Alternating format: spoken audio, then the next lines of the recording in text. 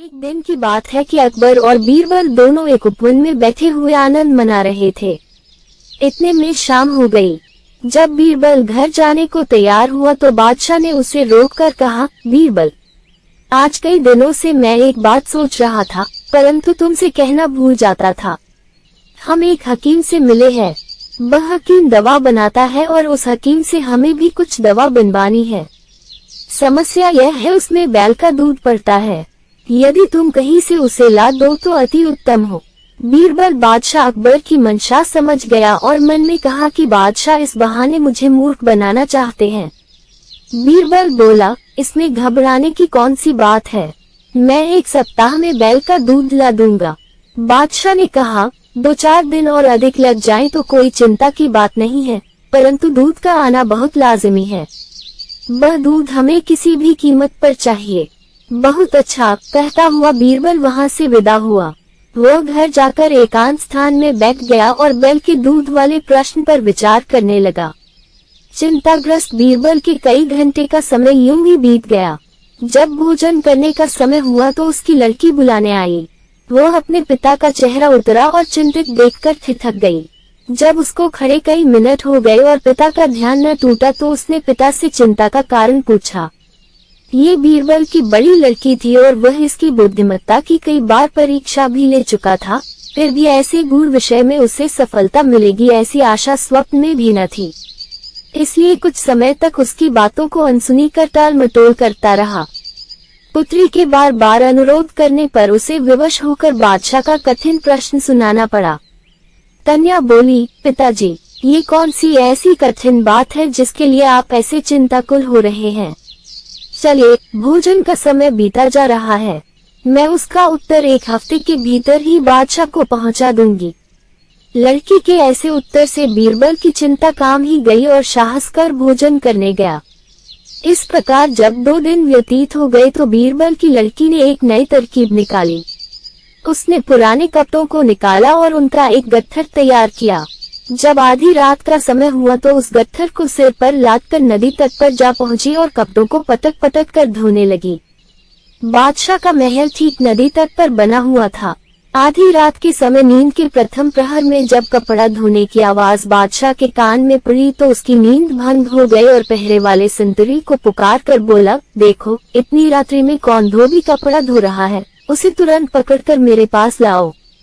पहरे वाला सिपाही हुक्म पाते ही कई अन्य सिपाहियों के साथ वहां पर जा पहुंचा जहां से कपड़े धोने की आवाज आ रही थी। वे सब बड़े हैरान और परेशान हुए क्योंकि देखते क्या है कि एक सिर से पैर तक अति सुंदरी युवती कपड़े धो रही है। सिपाहियों ने उसे कई बार पुकार कर बादशाह का हुक्म सुनाया, परंतु वह उनकी बातें अनसुनी कर बराबर अपने काम में व्यस्त रही।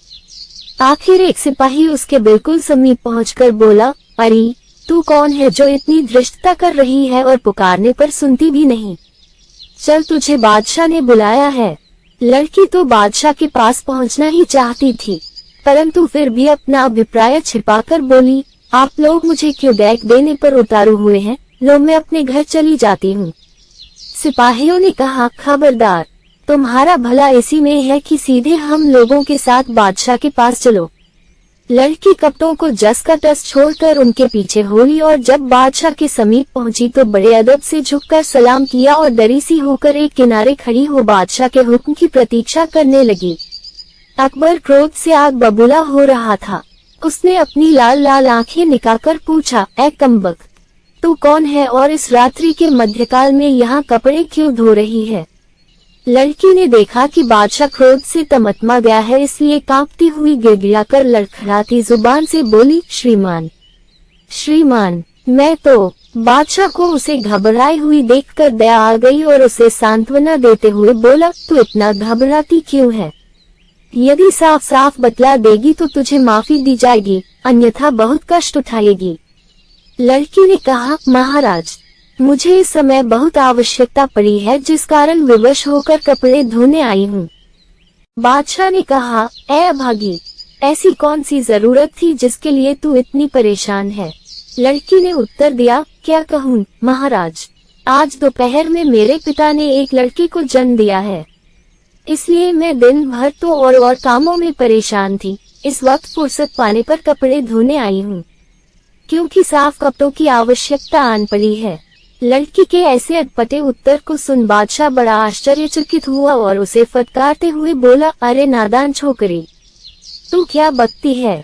क्या तेरा दिमाग खराब तो नहीं हो गया है? भला पुरुष को भी कहीं लड़का पैदा होता है? लड़की अच्छा अवसर देखकर विनम्रता पूर्वक बोली, महाराज, जब पुरुष को लड़का नहीं हो सकता तो बैल को दूध कैसे होगा? बादशाह अकबर को अपनी पहली बात याद आ गई। चकित होकर लड़की से पूछा, कहीं तुम बीरबल की लड़की तो नहीं हो? लड़की ने उत्तर दिया, जी हाँ महाराज, आपका अनुमान बिल्कुल ठीक है।